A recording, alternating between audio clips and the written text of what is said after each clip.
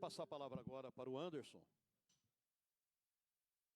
Anderson Matheus, presidente da Associação Profissional dos Despachantes Documentalistas de Minas Gerais.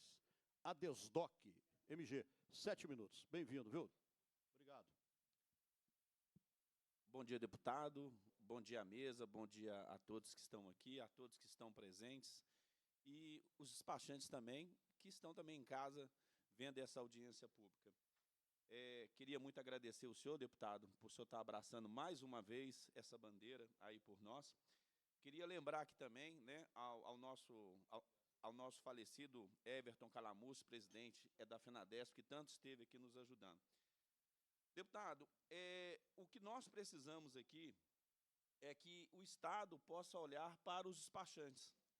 Porque, quando eu vou dar entrada em um documento no DETRAN, não é o meu documento, é o documento do senhor, assim como eu tenho clientes aqui que são deputados, assim como eu também tenho cliente ministra do Supremo Tribunal. Então, por que eu estou falando isso? Lá em 2015, quando a gente estava aqui requerendo um sistema para os despachantes, a delegada que aqui estava falava que os despachantes não eram confiáveis. Eu sou confiável para transferir um documento para um deputado, para uma ministra do Supremo, e eu não sou confiável a estar fazendo uma transferência para qualquer cidadão? Hoje, existe a transferência através do Gov.br, e o qual esses clientes que nos contratam, que são os nossos comitentes, chega a passar as suas senhas para a gente estar fazendo essa documentação. Queria lembrar aqui também que, anteriormente, os despachantes eram reconhecidos aqui no Estado de Minas pela Lei 9.095, de 1985. Muitos que estão aqui são despachantes dessa época. Posteriormente, tivemos a Lei 18.037, de 2009, aprovada nessa casa, mas que, infelizmente, sofreu uma ADI 6755, né, e que uma própria entidade despachante foi a favor dessa ADI. Então, hoje, no Estado de Minas, a gente está à mercê, né, dessa... Não carece falar, né, porque não há necessidade. E, deputado, o que a gente quer, nós tínhamos antes a Resolução 714, que regulamentava o credenciamento de entidades públicas ou privadas a estar fazendo a emissão de documentação, né? O artigo 2º dessa resolução, que foi revogada pela 906 de 2022, ela credenciava as entidades interessadas a desenvolver a atividade de expedição do CRV e do CRLV. O que é isso? Quando eu faço uma transferência, emito uma segunda via, ou faço um primeiro emplacamento, a gente está emitindo um novo CRV.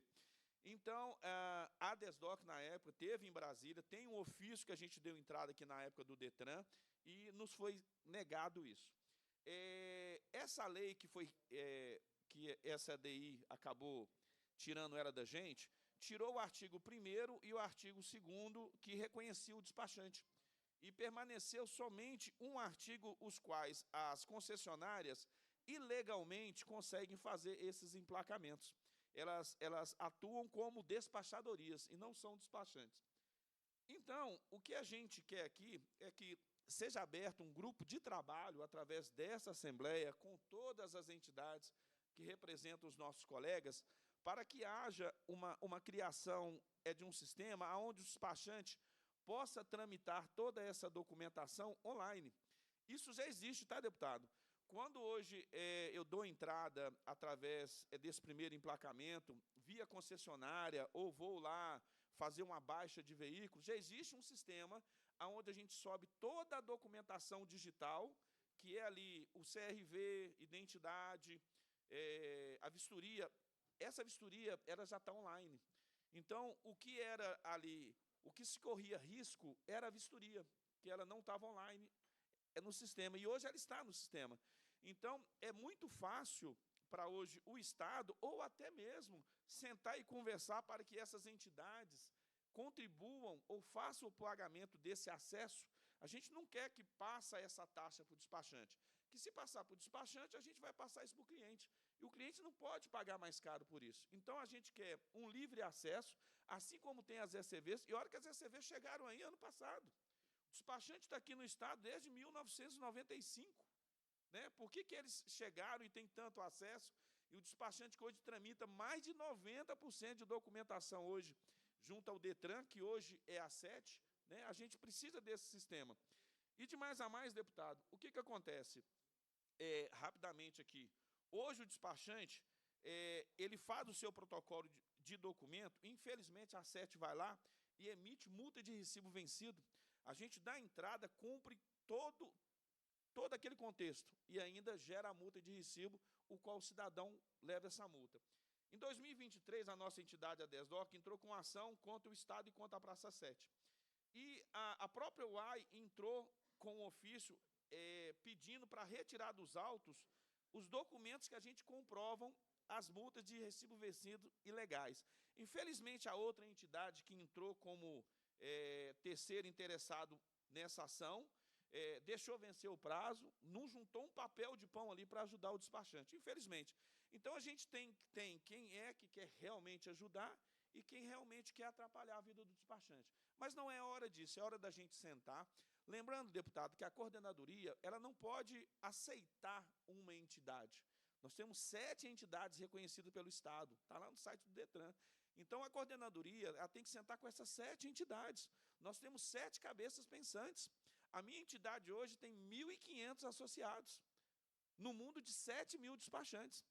Então, a gente quer isso e queria aqui, ao final, agradecer principalmente os despachantes que viajaram 7 horas, vieram do interior para estar aqui, porque não é brincadeira. E outro, deputado, o senhor abriu a fala do senhor falando uma coisa que é verdade. Só eu sei aonde é a goteira da minha casa. O senhor disse, só pode falar de despachante aqui, quem é despachante? O senhor foi. Então, eu não posso falar aqui de outro nicho de mercado do qual eu não sou. Eu sou um despachante que atua, que fico na UAI depois do meu horário, que eu agendo lá 3 horas, a UAI só vai me atender 1h30 depois. Ela não quer saber se eu estou pagando estacionamento, se eu tenho filho para poder buscar, até 2 horas. Então, eu sei o que está acontecendo na vida do despachante. Muito obrigado por essa oportunidade, parabéns a esses colegas que vieram aqui hoje. Obrigado, Anderson, pelas falas. Nós agradecemos aí a você.